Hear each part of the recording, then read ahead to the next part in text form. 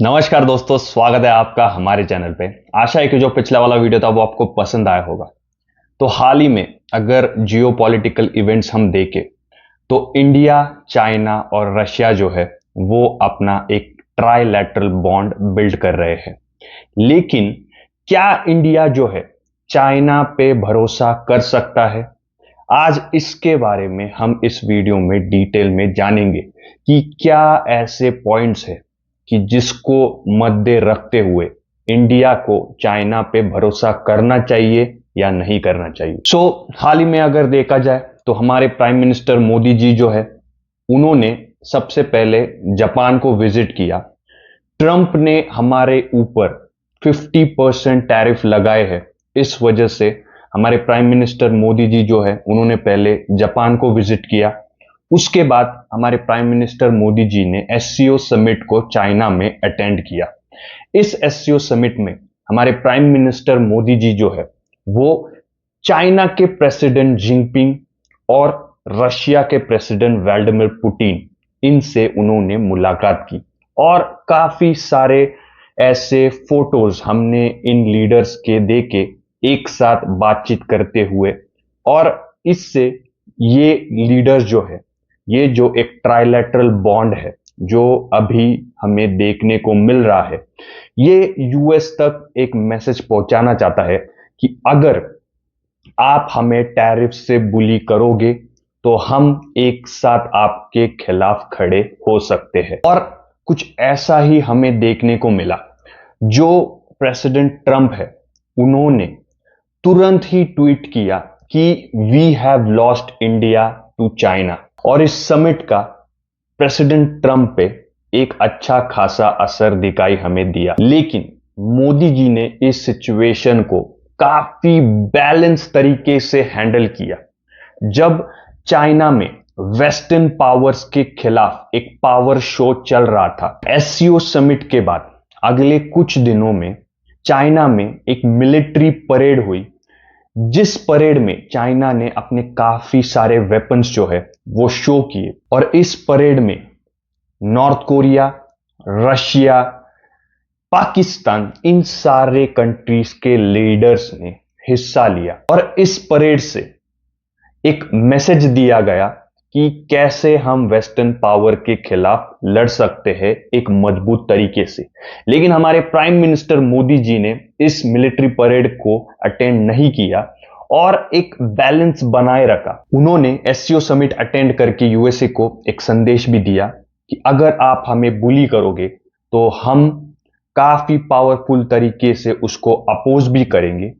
और इस military parade में शामिल न होके एक माइल्ड संदेश जो है उन्होंने ट्रंप को दिया। और उसके बाद तुरंत प्रेसिडेंट ट्रंप का एक बयान आया कि मोदी जी जो है उनके अच्छे खासे फ्रेंड है और आने वाले कुछ दिनों में यूएस जो है इंडिया के साथ अच्छे रिश्ते बनाएगा। और मोदी जी ने भी ट्रंप के इस स्टेटमेंट को काफी अच्छी तरीके से एक्सेप्ट किया और उसका जवाब दिया। तो इस तरीके से इंडिया ने मेक श्योर किया कि वो जो है यूएस ये जो टैरिफ से बुली कर रहा है इसके खिलाफ कदम उठाए, लेकिन एक बैलेंस तरीके से। तो अगर देखा जाए इस एससीओ समिट में काफी सारे देश के लीडर्स ने हिस्सा लिया।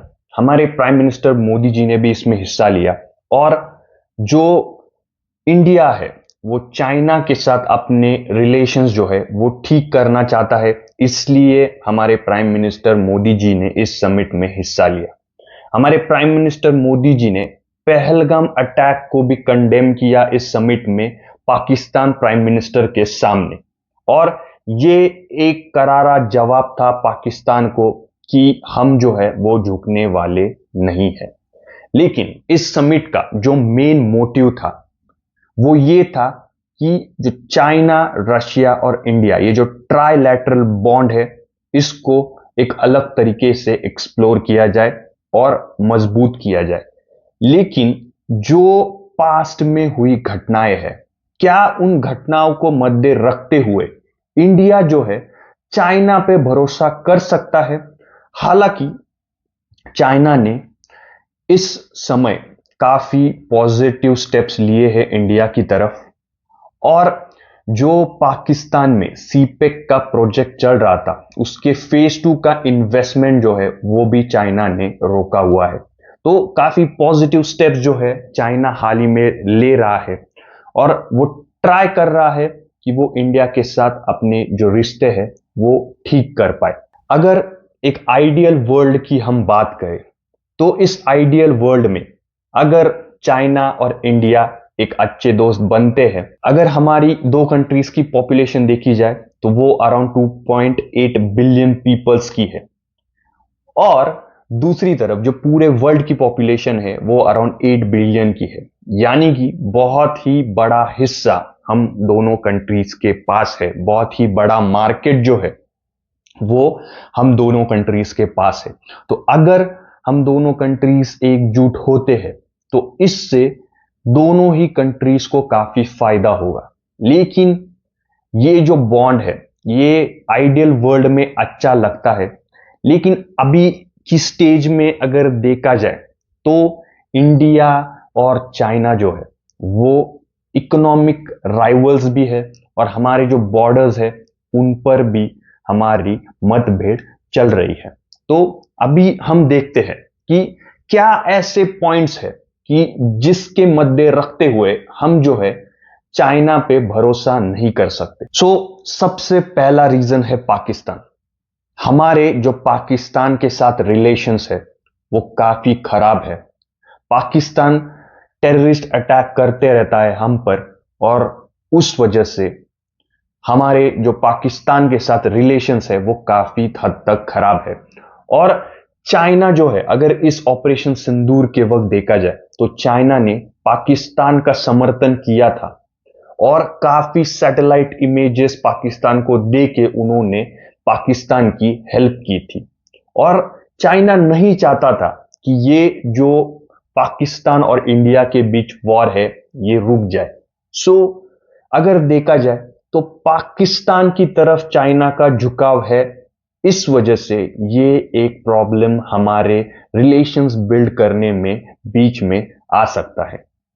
दूसरी तरफ हमारे जो बॉर्डर कॉन्फ्लिक्ट्स है वो पाकिस्तान के साथ तो है, लेकिन हमारे जो बॉर्डर कॉन्फ्लिक्ट्स है वो चाइना के साथ भी है।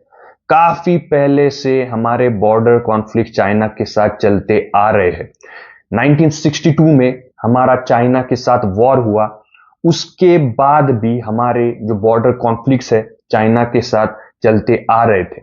और काफी बार ऐसा हुआ है कि अगर अभी रिसेंटली आप देखें तो ये चीज हमें सुनने को मिली है, जो इंडिया और चाइना है, जो ये बॉर्डर डिस्प्यूट है, इनको अलग रख रहे हैं, और जो इकोनॉमिक इश्यूज है उनको अलग तरीके से डिस्कस कर रहे हैं। यानी जो हमारे बॉर्डर इश्यूज है उनको पैरेलली डिस्कस किया जाएगा, और मेन फोकस जो है वो इकोनॉमिक इश्यूज पे दिया जाएगा। अगर बॉर्डर इश्यूज चल भी रहे हैं तो भी इंडिया और चाइना जो है वो को एग्जिस्ट करेंगे इकोनॉमिकली। इस तरीके से इंडिया और चाइना दोनों अप्रोच कर रहे हैं। लेकिन ये जो मूव है ये अभी का नहीं है, पहले भी ऐसे मूव्स किए गए हैं। पहले भी बॉर्डर इश्यूज को अलग रखते हुए इकोनॉमिकल डेवलपमेंट के बारे में सोचा गया है, लेकिन पहले भी ये चीजें जो है वो फेल होते हुए हमें दिखी है। जब इंडिया के प्राइम मिनिस्टर राजीव गांधी जी थे, सेम तरीका चाइना के साथ अप्लाई किया गया था। बॉर्डर इश्यूज जो है उन्हें अलग रखा गया था, और इकोनॉमिक डेवलपमेंट के बारे में सोचना शुरू कर दिया गया था। लेकिन उसके बाद भी बॉर्डर इश्यूज की वजह से चाइना और इंडिया के जो रिलेशंस है वो बिल्ड हो नहीं पाए थे। अगर दूसरी तरफ देखा जाए, चाइना जो है इंडिया को काफी हद तक अंडर एस्टिमेट करता है। अगर हिस्ट्री में हम देखें, जब यूएस के साथ इंडिया के रिलेशंस जो है वो ठीक होते हुए नजर आए हैं, तब चाइना ने ट्राई किया है कि वो इंडिया के साथ अपने इश्यूज सॉल्व करे, और ट्राई करे कि इंडिया के साथ वो अपने रिलेशंस डेवलप करे। और इसका एग्जाम्पल अगर हम पास्ट में देखें तो अटल बिहारी वाजपेयी जी की सरकार जब थी तब इंडिया ने न्यूक्लियर टेस्ट किया था, और उसके बाद यूएस ने जो है इंडिया पर सैंक्शंस लगाए थे। और उस वक्त चाइना ने इंडिया की बिल्कुल भी मदद नहीं की थी और चाइना ने इंडिया को नजरअंदाज कर दिया था, क्योंकि उनको लगा कि अभी जो इंडिया और यूएस के रिलेशंस है वो कभी भी ठीक हो नहीं पाएंगे। लेकिन एक 2-3 साल के बाद ही इंडिया और यूएस के रिलेशंस जो है उन्होंने एक नया टर्न लिया। यूएस ने इंडिया को न्यूक्लियर रिएक्टर देने का तय किया और इस वजह से इंडिया और यूएस के रिलेशंस का एक नया चैप्टर शुरू हुआ। उसके बाद इंडिया और यूएस के बीच काफी सारे मिलिट्री डील्स हुई।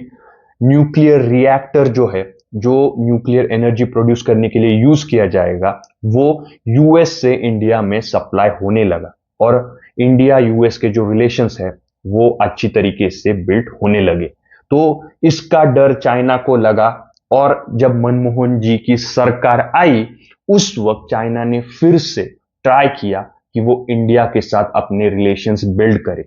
लेकिन जब 2014 में नरेंद्र मोदी जी की सरकार आई तब हमारे कंट्री के प्राइम मिनिस्टर मोदी जी ने इंडिया की इमेज इंटरनेशनली बिल्ड करना शुरू कर दिया और काफी स्ट्रॉन्ग इमेज इंडिया की क्रिएट कर दी। और उसके बाद हमने देखा कि 2020 में गलवान वैली का इंसिडेंट हुआ और फिर से इंडिया और चाइना के जो बॉर्डर इश्यूज है वो हमें देखने को मिले।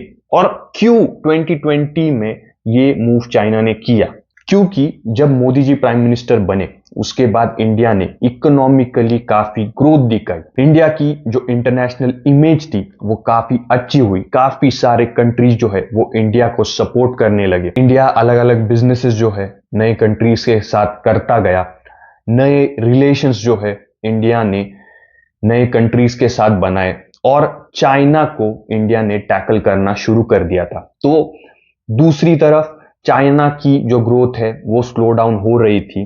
तो चाइना नहीं चाहता था कि इंडिया जो है इकोनॉमिकली ग्रो करे और इस वजह से आज तक चाइना जो है इंडिया के साथ बॉर्डर इश्यूज सॉल्व नहीं कर रहा है, ताकि इंडिया का जो इन बॉर्डर्स को सेफ रखने में काफी सारा खर्चा होता रहे और उसका जो इफेक्ट है इंडिया के इकोनॉमी पे पड़े। इंडिया जो है इकोनॉमिकली ग्रो ना कर पाए और वो जो है इन बॉर्डर्स को सिक्योर करने में काफी सारा जो अपना एसेट है, जो अपने रिसोर्सेस है वो वेस्ट करता रहे। और इसी वजह से चाइना जो है पाकिस्तान को भी उकसाता है कि वो इंडिया के साथ झगड़ा करे और इंडिया और पाकिस्तान के बीच में ये जो बॉर्डर इश्यूज है वो भी कभी सॉल्व ना हो। सो अगर हम देखें तो ये सारे जो इश्यूज है काफी पुराने हैं और काफी बार चाइना ने ट्राई किया है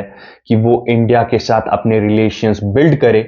लेकिन जब भी यूएस और इंडिया का रिलेशन डिटोर करता है तो चाइना उसके बारे में फिर से सोचना छोड़ देता है और फिर से चाइना बॉर्डर पे कोई ना कोई हरकत करता है और उसके बाद जो चाइना और इंडिया के रिलेशंस है वो फिर से ठप हो जाते हैं। तो क्या इस बार हम चाइना पे भरोसा कर सकते हैं? तो अगर देखा जाए तो इन पास्ट इंसिडेंट्स की अगर हम बात करें तो हम चाइना पे भरोसा तो बिल्कुल भी नहीं कर सकते। लेकिन अगर अभी टेम्पररी देखा जाए तो यूएस को टैकल करना बहुत इंपॉर्टेंट है। यूएस जो है बाकी सारी कंट्रीज को टैरिफ लगाकर बुली कर रहा है और इस बर्ताव को झेला नहीं जाएगा और उस वजह से जो बाकी सारी कंट्रीज है वो इकट्ठा आकर यूएस के खिलाफ एक पावर तैयार कर रही है। और ये जो टेम्पररी मूव है इसके लिए हमें चाइना की जरूरत है और इंडिया को इन पास्ट वाले इंसिडेंट्स को हमेशा दिमाग में रखना चाहिए और उसी तरीके से डिसीजंस लेने चाहिए। और जो हमारी कंट्री की लीडरशिप है उन्होंने ये चीज हमेशा याद रखनी चाहिए कि पास्ट में जब जब इंडिया ने चाइना पे भरोसा किया है चाइना ने पीछे से हम पर हमला किया है। तो ओवरऑल अगर देखा जाए ये जो चाइना इंडिया रशिया का जो रिलेशन है ये काफी हद तक एक टेम्पररी बेसिस पर हम इसके पॉजिटिव इफेक्ट्स देख सकते हैं। ये जो मूव है ये अभी के लिए इंडिया को फायदेमंद है, क्योंकि हमें यूएस के टैरिफ्स को टैकल करना है। दूसरी तरफ चाइना को भी मालूम है कि अगला जो निशाना है वो चाइना भी हो सकता है। यूएस जो है चाइना पर भी टैरिफ्स लगा सकता है। सो इस वजह से ये जो बाकी सारे देश है वो एक साथ होके यूएस के खिलाफ लड़ रहे हैं। लेकिन लॉन्ग टर्म में अगर इंडिया और चाइना को अपने रिलेशंस ठीक से बिल्ड करने हैं तो उन्हें बॉर्डर पे कोई ना कोई सॉल्यूशन निकालना बहुत ही ज्यादा इंपॉर्टेंट है। अगर बॉर्डर सेफ रहेंगे तो दोनों कंट्रीज जो है इकोनॉमिकली ग्रो कर सकती है, और हमारा देश इंडिया जो है कभी भी किसी कंट्री पे पहले अटैक करने की पॉलिसी नहीं रखता है।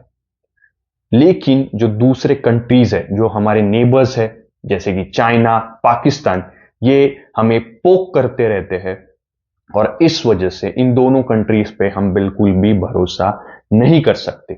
सो दोस्तों, आपको क्या लगता है कि क्या ये जो मूव है, ये जो चाइना इंडिया के साथ रिलेशन बिल्ड कर रहा है, क्या ये जो रिलेशन है ये टेम्पररी है, या फिर लॉन्ग टर्म में हम देख सकते हैं कि इंडिया चाइना के रिलेशंस अच्छे हो सकते हैं?